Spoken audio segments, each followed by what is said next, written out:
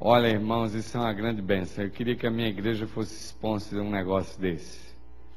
E eu louvo a Deus porque essa vai ser uma grande chance de abalar a cidade de Dallas. Há muita gente que fala portuguesa nessa cidade aqui que vai ter uma grande chance se todos nós trabalharmos com muito cuidado e carinho para que eles possam ouvir o Evangelho. E eu fiquei feliz que ele me disse que a Novo Tempo do Brasil vai transmitir e a gente pega Novo Tempo na África. O fuso horário não ajuda muito, mas pelo menos a gente pode gravar, porque nós estamos 8 horas na frente. Então quando a programação acontece aqui, lá está amanhecendo o dia, 5 horas da manhã. Mas a gente pode gravar e passar no dia seguinte. E eu louvo a Deus por isso. E eu acho que você vai ter uma grande oportunidade de nesse evento ganhar alguém para Cristo. Vocês sabem que uma vez eu ainda não comecei o sermão, mas eu tenho que falar isso. Uma vez eu estava num concílio pastoral em Corpus Christi, aqui no Texas. Eu era pastor aqui dessa igreja. E no dia lá do concílio trouxeram um baixinho, dizendo que era do maior evangelista da divisão norte-americana. E ele não era nem pastor formado, baixinho. E eu vi aquele baixinho lá na frente e eu falei assim, mas como é que esse baixinho pode ser o maior evangelista da divisão? E ele fazia campanhas evangelísticas aí em Phoenix, na Arizona e tudo, Flórida. E batizava 70, 100, cada campanha evangelística. Isso para a América do Norte é um fenômeno. E aí perguntaram para o baixinho assim, qual é o segredo do seu sucesso? E ele disse, olha, não tem segredo. O que ganha almas é a oração. Ele falou assim, cada vez que eu vou para um lugar, eu oro. Oro e oro. Não adianta projetor, PowerPoint, slides, não adianta nada se não tiver muita oração. E ele disse, o que ganha as almas é a oração. E fiquei com aquele na cabeça. E eu queria dizer a você o seguinte, se você quer ganhar uma alma para Cristo esse ano, nessa NET 2009, que vai ter aqui em Dallas, faça uma lista das pessoas que você quer ganhar para Cristo. E comece a orar diariamente por elas agora. De agora até o dia da NET. Ore para quando você fizer o convite, a pessoa venha. E quando ela vier, seja tocada. Se você orar fortemente por essas pessoas, vocês vão receber essa bênção. Porque a oração é o que ganha almas. Irmãos, a história do pecado termina com um final dramático. Deus não vai deixar a humanidade sem uma mensagem de alerta antes do momento final, quando finalmente Deus vai levar a juízo todo o habitante desse planeta. E essa é a razão pela qual o terceiro anjo toma voo no meio do céu. E se abrirmos a Bíblia em Apocalipse, no capítulo 14, e agora o versículo de 9 a 12, nós encontramos a mensagem do voo do terceiro anjo. Apocalipse, capítulo 14, e os versículos de 9 a 12. Apocalipse, capítulo 14, e os versículos de 9 a 12. Um textozinho um pouco complicado, que às vezes a gente nem gosta de ler, mas que traz uma mensagem poderosa.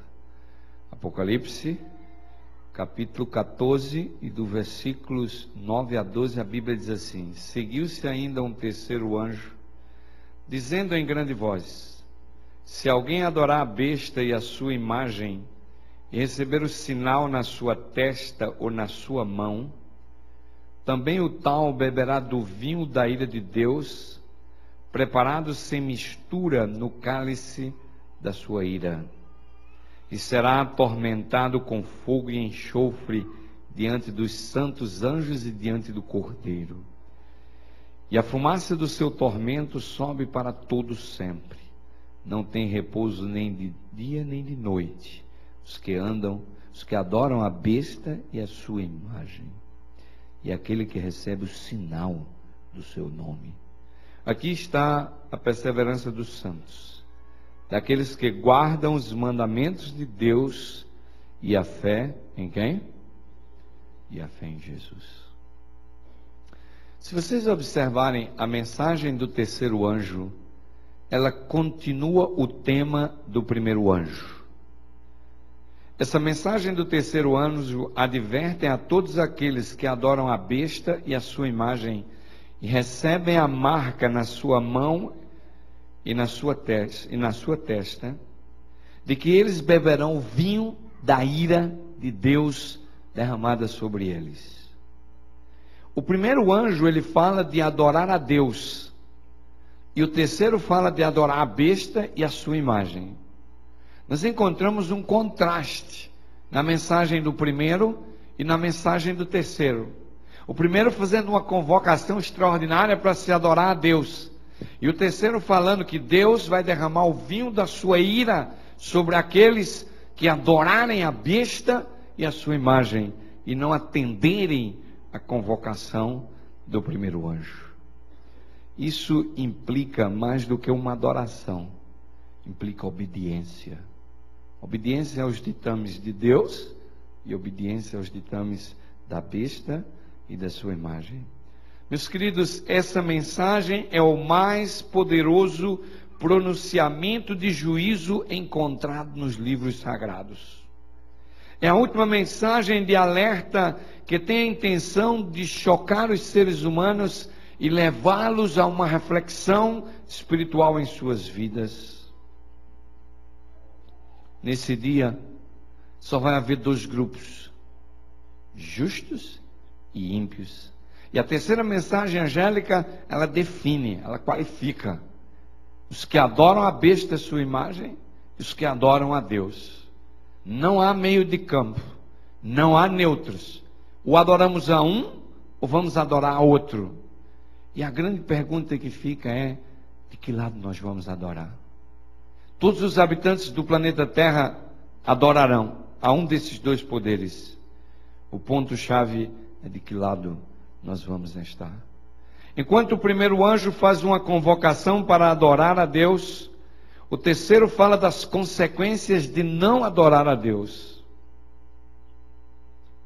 Nós fomos criados para nos relacionar. E, meus queridos, o nosso primeiro companheiro, sabe quem foi?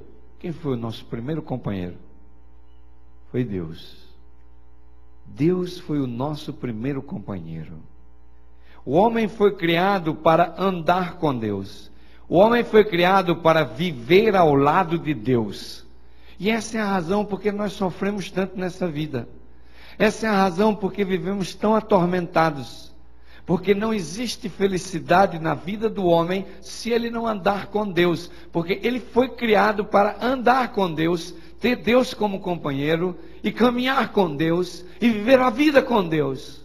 Mas Satanás vem tentando separar o homem de Deus. E quando Satanás separa o homem de Deus, ele quebra esse relacionamento entre Criador e criatura que foi estabelecido no Éden. Quando Adão abriu os olhos, foi a primeira coisa que ele viu: o rosto de Deus. O rosto de Deus.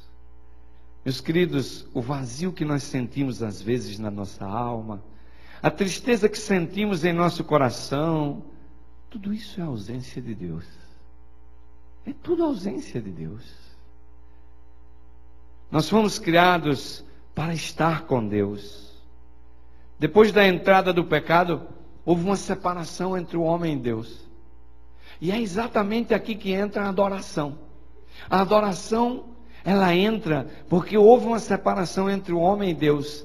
E Deus agora estabeleceu um sistema e um meio para que o homem viesse à presença do Altíssimo e pudesse adorá-lo em espírito e em verdade e continuar esse relacionamento de comunhão que deveria haver entre Deus e o homem. É por isso que o tema do grande conflito é a adoração. É por isso que Satanás trabalha tão arduamente para que o homem não adore a Deus. Porque quando o homem adora a Deus, ele se conecta com Deus. E ele foi criado para andar com Deus, para viver com Deus, para morar com Deus, para estar com Deus ao seu lado. Essa é a razão porque a adoração tem um papel tão importante e se tornou um elemento importantíssimo do drama do conflito dos séculos. E há uma coisa interessante.